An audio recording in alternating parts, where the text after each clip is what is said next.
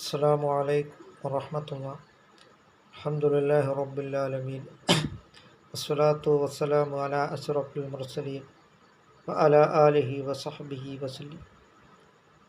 المال والبنون زينة الحياة الدنيا. മക്കളും ധനവുമെല്ലാം ഈ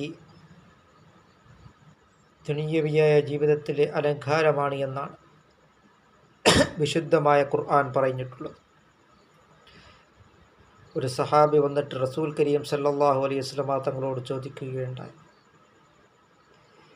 ഞാൻ ഏറ്റവും അധികം സ്നേഹിക്കപ്പെടേണ്ടത്, ഗുണം ചെയ്യേണ്ടത് ആരോട് എന്ന് ചോദിച്ചപ്പോൾ പുണ്യനബി സല്ലല്ലാഹു അലൈഹി വസല്ലമ തങ്ങൾ പറഞ്ഞിട്ടുള്ളത് ഉമ്മുക്ക, നിൻ്റെ ഉമ്മയോട് എന്നാണ്. രണ്ടാമതും ചോദിച്ചപ്പോഴും ഉമ്മുക്ക, നിൻ്റെ ഉമ്മയോട് എന്നാണ്. മൂന്നാമത് ചോദിച്ചപ്പോഴും ഉമ്മുക്ക, നിൻ്റെ ഉമ്മയോട് എന്നാണ്. നാലാമതാണ് സയ്യിദുനാ പുണ്യനബി സല്ലല്ലാഹു അലൈഹി വസല്ലമ തങ്ങൾ പറഞ്ഞിട്ടുള്ളത് നിൻ്റെ പിതാവ് എന്നാണ്.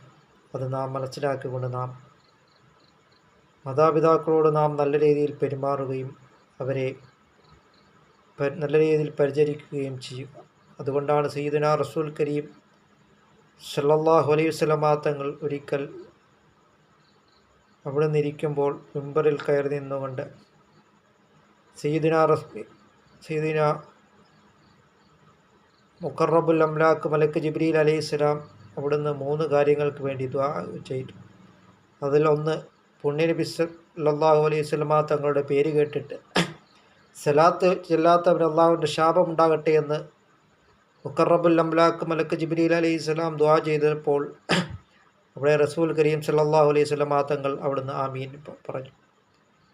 രണ്ടാമത്, വൃദ്ധരായ മാതാപിതാക്കളുണ്ടായിട്ട് അവരെ സ്വർഗപ്രവേശനം എളുപ്പമാക്കാത്തവന് അള്ളാഹുവിൻ്റെ ശാപമുണ്ടാകട്ടെ എന്ന് പറഞ്ഞപ്പോൾ പുണ്യനബി സല്ലല്ലാഹു അലൈഹി വസല്ലമ തങ്ങൾ അവിടുന്ന് ആമീൻ പറഞ്ഞു. അതുകൊണ്ട് നാം വൃദ്ധരായ മാതാപിതാക്കളെ നല്ല രീതിയിൽ പരിചരിക്കുന്നത് കാരണം സ്വർഗത്തിലേക്കുള്ള ഒരു പ്രവേശനമാണ് നമുക്ക് എളുപ്പമാകുന്നത് നാം 100% നാം മനസ്സിലാക്കുക. അല്ലാഹു തആല നമുക്ക് നാഫിയ ഇൽമിനെ അല്ലാഹു തആല പ്രദാനം ചെയ്യുകയും ചെയ്യുമാറാകട്ടെ.